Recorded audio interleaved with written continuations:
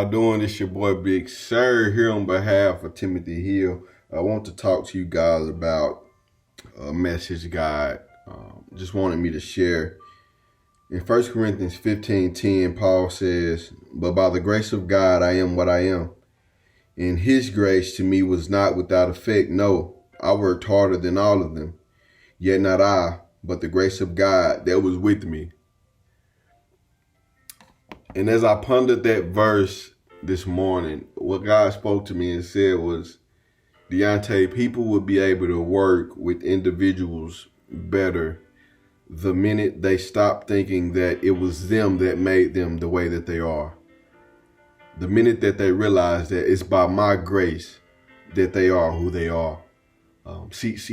As believers, a lot of times we achieve certain things or certain levels of consistency in our life, and instead of giving God his due diligence of glory, we start taking it on ourselves.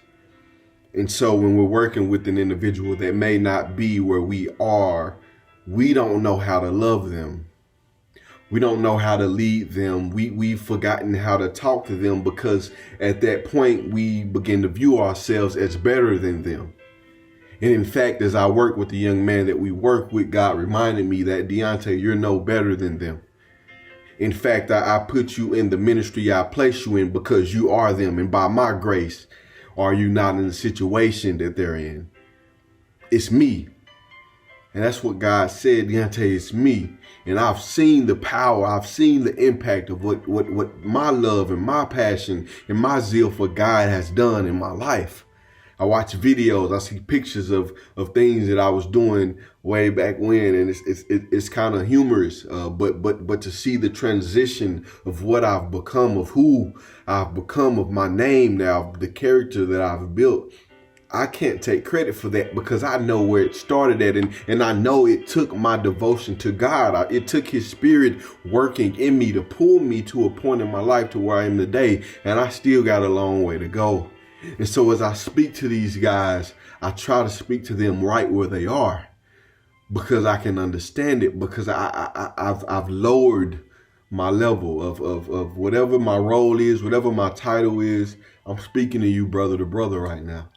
I know why you made that mistake. I understand why you made that decision. If I was in your shoes in that situation, I probably would have made the same decision. Now, how do we change that? How do we alter that? Because if we just condemn, we will never receive growth. We will never see it, because people won't want to be around us. People won't want to work with us. The young men that we work with got to hear me apologize to them when I make a mistake, right? They got to hear me own up to my faults. They got to know that I'm not perfect. And I tell them that, listen, I won't always make the best decisions. I won't always lead you the right way. I'm a human being, but I will always do my best, and I will always make my decisions out of my love for you. They know that, they understand that, and they believe that. Right? And that's the devotion that I bring to work. So if you're working with individuals like the young man that we work with, or family members, or whoever you may be dealing with, you got to understand, if you're coming from a level of, hey, I'm better than you, you're not going to be as effective as you could be if you talk to them on, hey, we on the same playing field. By the grace of God, I am what I am. It's all him. If he was removed, ain't no telling where I would be.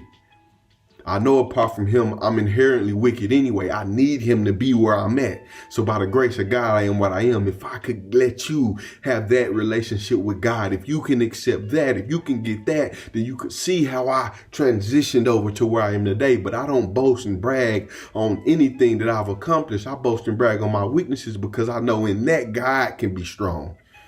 In that I can see how God used me to get me to where I am today. It was a super good message for me this morning, because as I see these guys, as I see their growth, as I see some make bad decisions, I just remember to keep loving, I can't take it personal. I can't, because I can't control the decisions that a person makes, but I can control what I can control. And what I can control is to love how God's called me to love. And so I keep loving. Every day I get up, like I said, I pull my little rope on the way out the door, and it reminds me to keep pulling for the fatherless. That's my mission. That's my mission every single day. Now you get your mission and you focus on that every single day. What is driving you to get up in the morning? Right? And whatever that is, find a way to love people with passion all the way through that. Love never fails. Love never fails. And I'm constantly reminded of that every single day as I work with the man I work with, as I live life with my wife, as I live life with people at my church and people in my community. Love never fails. And so I just want to share that word with you all. I know it's been a little minute since I've been on, so man, I hope you guys are blessed. Hope everybody's God's blessing people out there. I know there are people struggling. Want to lift up in prayers. People still struggling with the pandemic. The people in Texas struggling with the weather issues, and I heard about Memphis struggling with the water issues, and I'm sure there's a lot of struggle going on in our world today. Let's understand as believers, we can be out there helping in some form or fashion, whatever it may be. If it's picking up a piece of paper, if it's putting the buggy back for Walmart work, if it's donating, if it's donating your time, if it's donating your prayers, or whatever it may be, you could be helping in some form or fashion. You could be loving, you could be serving in some form or fashion. No excuses. Most of all, man, keep your families first, love them first, and keep the Lord up there, man. I love you guys. So blessed, so excited to share this message with you guys today. Big Sir.